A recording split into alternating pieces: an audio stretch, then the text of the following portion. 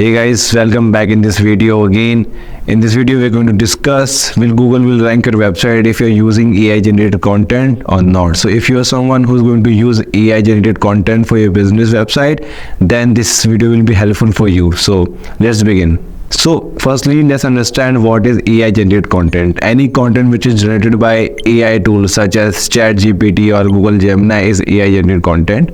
And if you're using this content to rank your website, then it may be cause some issues, but again you need to fulfill few criteria. So we're going to discuss what is the criteria is all about.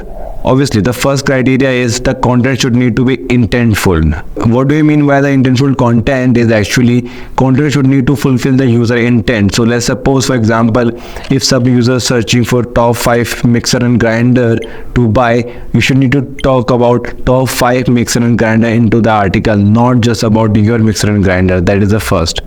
Second is the quality of the content.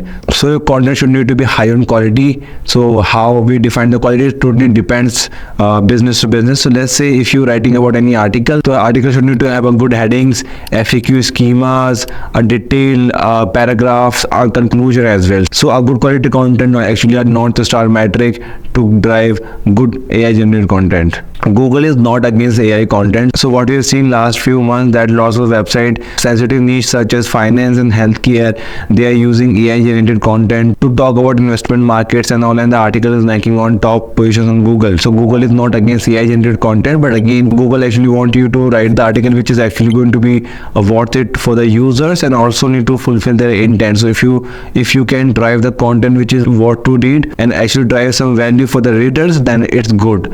Go ahead and publish more content using the AI, but make sure that the quality and intention need to be matched. I'll see you on the next video. Until then, take care and bye bye. Thank you.